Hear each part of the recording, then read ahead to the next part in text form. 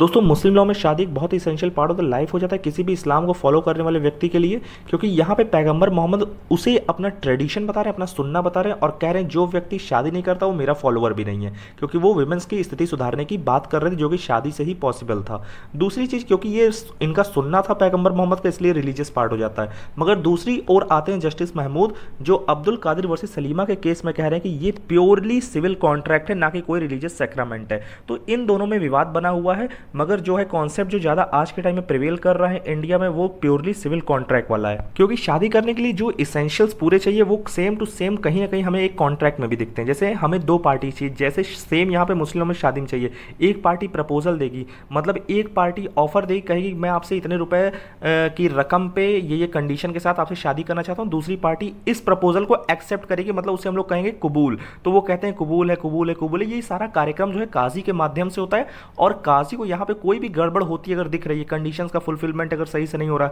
इसमें कंडीशन का फुलफिलमेंट क्या, जैसे प्रपोजल जो दिया जाएगा पार्टीज द्वारा दिया जाएगा और फ्री कंसेंट से दिया जाएगा। फ्री कंसेंट मतलब कोई भी दबाव के बिना दिया जाएगा, और यदि यहाँ पे कोई भी शक होता है काजी को कि ये फ्री कंसेंट नहीं है, तो यहाँ पे शादी रोक के वो क्वेश्चन भी उठा सकते हैं। ये काजी की जिम्मेदारी होती है सही तरीके से शादी हो। दूसरी चीज, अगर जो पार्टीज है वो माइनर है, कोई भी पार्टी अगर माइनर है, माइनर का मतलब यहाँ पे होता है 15 से कम, मेजोरिटी की एज ऑफ प्यूबर्टी है 15 ईयर्स, अगर 15 से कोई भी कम है तो उस कंडीशन पे वो बच्चा अपनी कंसेंट नहीं देगा, उसके बिहाफ पे उसके पेरेंट्स यानी गार्जियन जो है कंसेंट देंगे शादी की, तो वहां पे उनकी कंसेंट मानी जाएगी। मगर जैसे ही बच्चा 15 साल पूरा करेगा, अपना एज ऑफ मेजॉरिटी में पहुंचेगा, वहां से उसके पास एक ऑप्शन ऑफ प्यूबर्टी का एक कॉन्सेप्ट यहाँ से चालू होता है, जहां पे उसके पास एक ऑप्शन होता है वो इस शादी को चाहे तो डिनाई भी कर सकता है। महिला के केस में मतलब अगर फीमेल है तो वो अगर मेजर हो रही है तो उसके पास 15 से लेकर 18 की एज तक का ये ऑप्शन होता है कि वो भाई डिनाई कर सकती है शादी को। इसी कहते हैं खैर उल बुलुग, तो इसको अरबिक भाषा में ये शब्द दिया गया है। लड़के के केस में कोई भी ऐसा एज वाला कॉन्सेप्ट नहीं बताया कि जब उसको ठीक लगे वो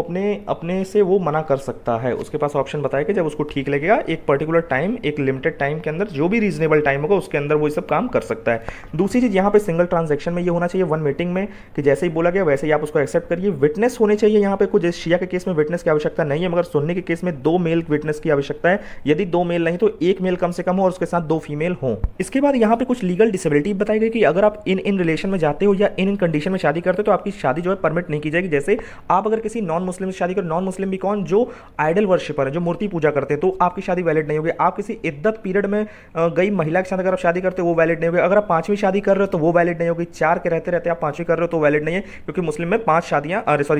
अलाउ की गई हैं। या आप अपने किसी ऐसे रिलेशन में शादी मत करिए जो कि प्रोहिबिटेड, किसी अपनी मदर, ग्रैंड मदर, अपनी वाइफ की मदर और ग्रैंड मदर, अपनी डॉटर और अपनी ग्रैंड डॉटर एटसेट्रा, ऐसे कई सारे रिलेशन है।